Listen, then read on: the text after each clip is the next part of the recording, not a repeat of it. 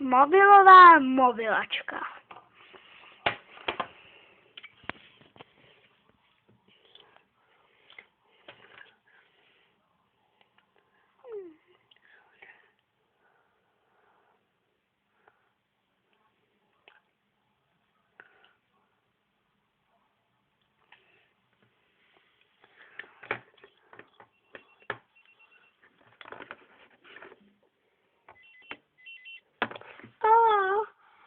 Nikdo mi zvoní.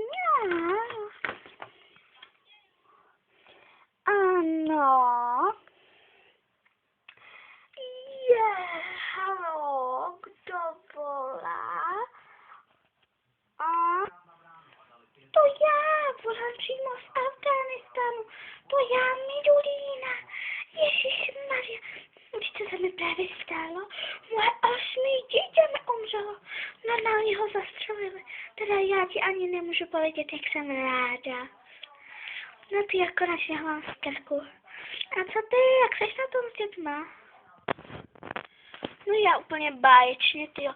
Hele, ale já už budu končit, jo. Já už musím zase to. Hele, tak zavolej ty dádě, jo, Majdo.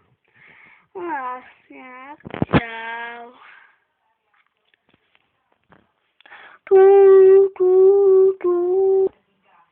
Hele, tak já jdu teda zavolat, no. No tak. Píp.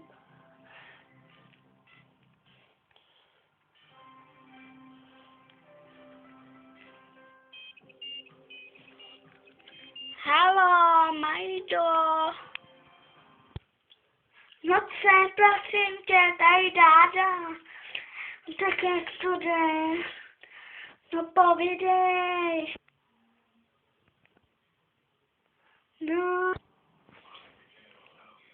No úplně super. Hele, prosím tě, já jsem ti chtěla zavolat, já mám tak naskok. Hele, tak já ti pak někdy zavolám. Teď už mi končí totiž schůzka, víš. Tak já budu muset přeci jenom končit. Tak co třeba, kdyby si ty zavolala tý návrhářce Aidě?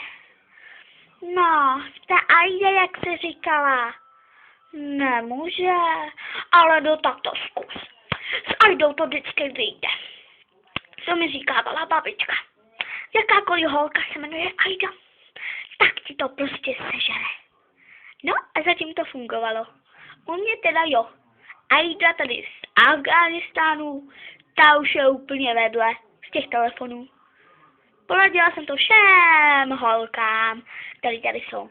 A teď ji všichni volají a furt. A ona jim to furt bere. No, tak ty Aidě zavolej. Čau, už musím končit.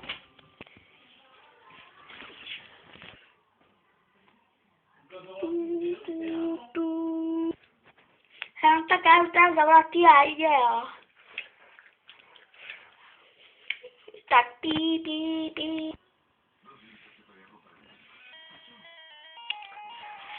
Zase. Co mi to furt volá?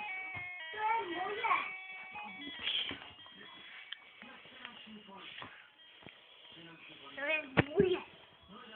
Hej. Počkej.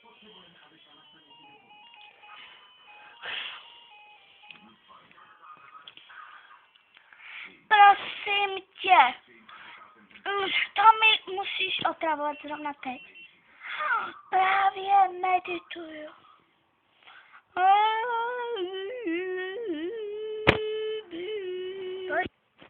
Hele, no prosím tě, jak se nerozčiluj, ale já fakt už taky budu muset končit. Hele, no tak čau.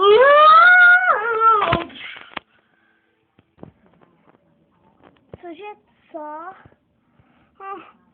No tak čau.